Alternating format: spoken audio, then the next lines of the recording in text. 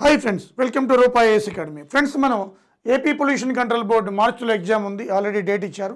అలాగే మనకి చూస్తే నిన్న పేపర్లో ఆంధ్రజ్యోతి పేపర్లో మనకి గ్రౌండ్ లెవెల్ వాటర్ 250 ఏడబ్ల్యూలు డిడబ్ల్యూ అని రాశారు. బట్ ఏడబ్ల్యూలు మనకి త్వరలో నోటిఫికేషన్ కూడా ఏపీపీఎస్సికి పంపిస్తామని చెప్పారు. ఇదే కాకుండా ఇరిగేషన్ కూడా ఉన్నాయి. అంటే చాలామంది ఈ క్యాలెండర్లో మనకి ఈ టెక్నికల్ పోస్టులు లేవు, ఈ సంవత్సరం రావని మనం అనుకున్నాం. కానీ నేను ఆ రోజు చెప్పాను ఇది టెక్నికల్ పోస్టులు సడన్గా ఇస్తారని చెప్పి. అలాగే మనకి న్యూస్ కూడా వస్తుంది. చంద్రబాబు నాయుడు గారు ఇంతకుముందు కూడా 2 నోటిఫికేషన్లు వచ్చారు 5 ఇయర్స్లో.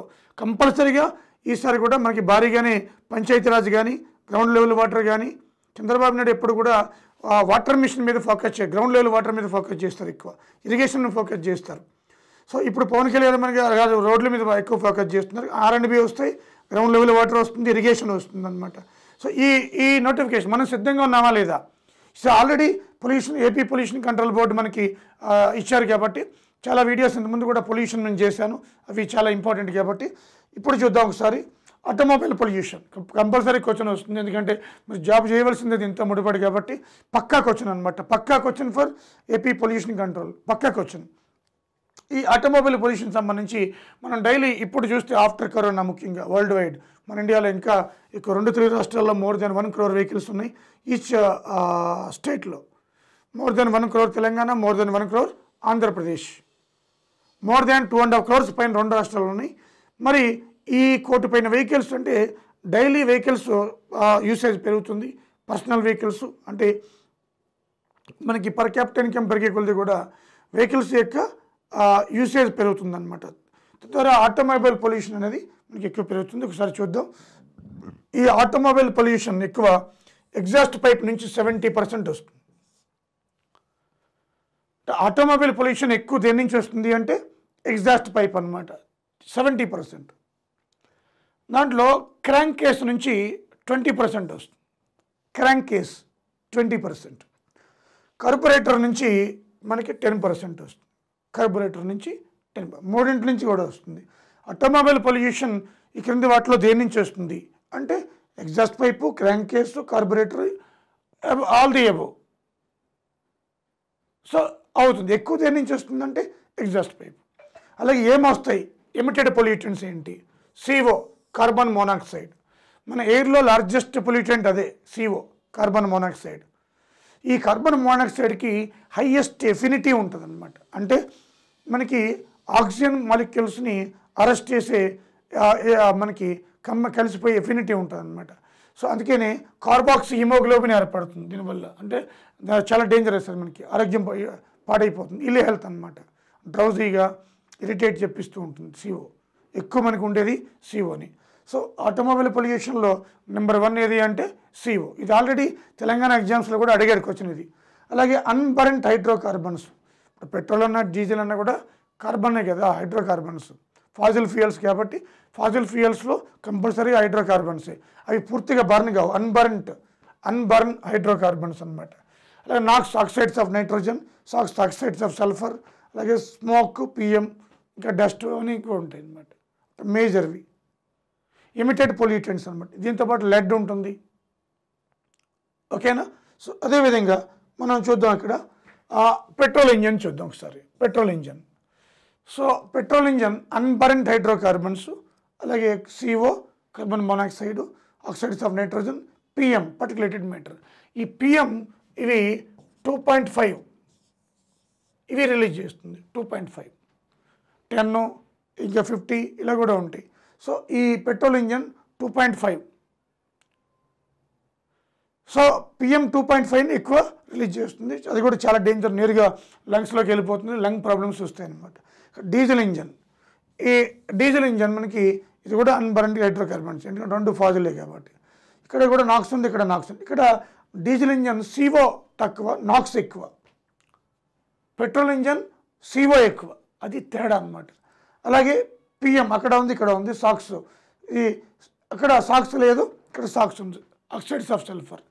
సో ఈ సల్ఫర్ ముఖ్యంగా ఊపిరితిత్తుల మీద ఎఫెక్ట్ చూపుతుంది. అందుకని మనకి డీజిల్ ఇంజన్ ఏమో 12 years, petrol engine 15 years service ఇచ్చారు కొత్తగా వెహికల్స్లో.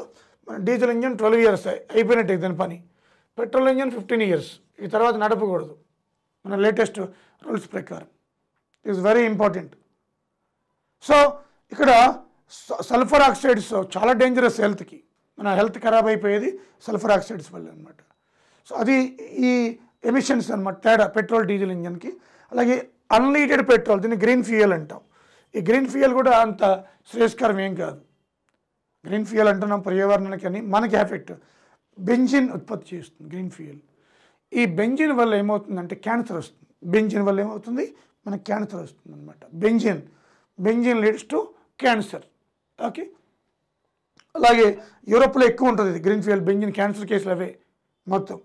అదేవిధంగా సిఎన్జి, ఇది కూడా శ్రేయస్కరం కాదని చెప్పి national pollution control board Delhi వాళ్ళు 2010లో పరిశోధన చేశారు. కార్బోనిల్ అనే ఎమిషన్స్ రిలీజ్ అవుతాయి అన్నమాట. మీథేన్ 30% రిలీజ్ అవుతుందట, which is responsible for global warming. So CNG కూడా మీథేన్, కార్బోనిల్ ఎమిషన్ చేస్తున్నాయి అన్నమాట. అదేవిధంగా యూరో స్టాండర్డ్స్, మన ఇండియాలో భారత్ స్టేజ్ నామ్స్ అంటాం, బిఎస్. ఇప్పుడు మీరు కార్ల మీద ఉంటే చూడండి, మీరు బిఎస్ నామ్స్. వరల్డ్లో యూరో నామ్స్ని మనం అడాప్ట్ చేసుకున్నాం.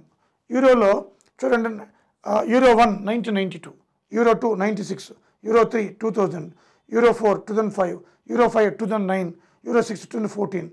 అంటే ఇప్పుడు ప్రజెంట్ యూరో 6 బిఎస్ 6 అని వస్తున్నాయి. ఇప్పుడు చూసారు లేదో, మీరు వెహికల్స్ మీద ఉంటాయి. కొత్తగా వచ్చింది బిఎస్ 6. బిఎస్ 7 2030 తర్వాత నుంచి వస్తాయి, 2030 నుంచి వస్తాయి అనమాట. దాన్ని మనం ఏం చేసాం, బిఎస్ నామ్స్ అని పెట్టాం అనమాట.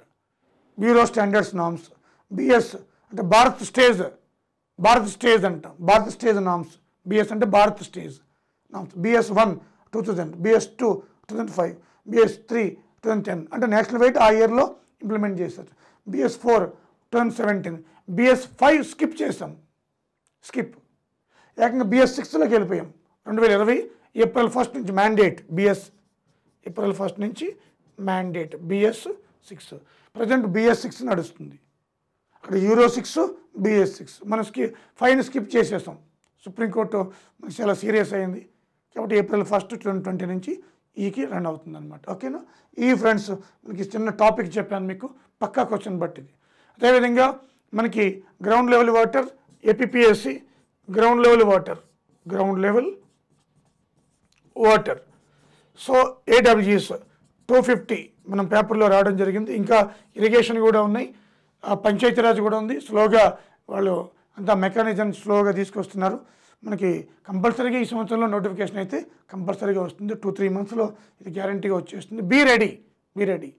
సో రూపాయస్ ఏం చేస్తుందంటే మనకి గేట్ ఉంది 16th వరకు, ముఖ్యంగా సివిల్ వాళ్ళకి 16th లాస్ట్, అదే లాస్ట్. ఇంకా ఆ గేట్ తర్వాత 2 days బ్రేక్ ఇచ్చి న్యూ బ్యాచ్ అనౌన్స్ చేస్తున్నాను ఫిబ్రవరిలో. సో కంపల్సరీగా ఏపీ వాళ్ళు మీరు ఈ కోచింగ్ జాయిన్ అయ్యే ముందు కంపల్సరీగా you must know the faculties ఎవరు, మనం బ్రాండ్ నేమ్ కాకుండా అలాగే ఈ యూట్యూబ్లో చూసి మోసపోకుండా ఆ స్ట్రెంత్ ఏంటి, ఎక్స్పీరియన్స్ ఏంటి, ఆ స్టూడెంట్స్ సెలెక్టెడ్ క్యాండిడేట్స్ ఎవరు ఉన్నారు, ఒరిజినల్ కాదు, ఇవన్నీ టెస్ట్ చేసుకోవాలి. బికాజ్ ఈ చాలామంది మనకి ఏఈ చూడండి, మన ఏఈ సెలెక్ట్ అయిన వాళ్ళు ఒక అబ్బాయి నాకు ఫోన్ చేశారనమాట, సార్ నేను వస్తాను, సార్ చెప్తాను, చాలామంది మోసపోతున్నారు పిల్లలు. ఎందుకంటే ఈ అవగాహన లేని ఫ్యాకల్టీస్, రీసెంట్గా వచ్చిన వాళ్ళు మనకి ఈ యొక్క పాఠాలు చెప్పడం, వాళ్ళకే జాబ్ రాదు, వాళ్ళే ఆ స్టూడెంట్గా ఉంటారు, వాళ్ళు టీచ్ చేస్తూ ఉంటారు. సో తద్వారా ఏమవుతుందంటే జనరల్ స్టడీస్ అనేది ఇదివరకు నడిచింది అలాగా, బట్ ఇప్పుడు it is a crucial role. But ఇది కంపల్సరీగా హైలీ ఎక్స్పీరియన్స్ లైక్ రూపాయస్ focus on general studies specialization కాబట్టి మనకి ఈ రూపా అనేది it plays main role GS in examinations. So మీకు గేట్ తర్వాత మళ్ళీ నేను డేట్ చెప్తాను. సో ప్రజెంట్ అయితే బ్యాచ్ రన్ అవుతుంది, ఎవరైనా రావచ్చు, జాయిన్ అవ్వండి. సో మీకు రూపాయి నెంబర్కి కాల్ చేయొచ్చు, 9121644146. Okay, so thank you friends, thank you very much.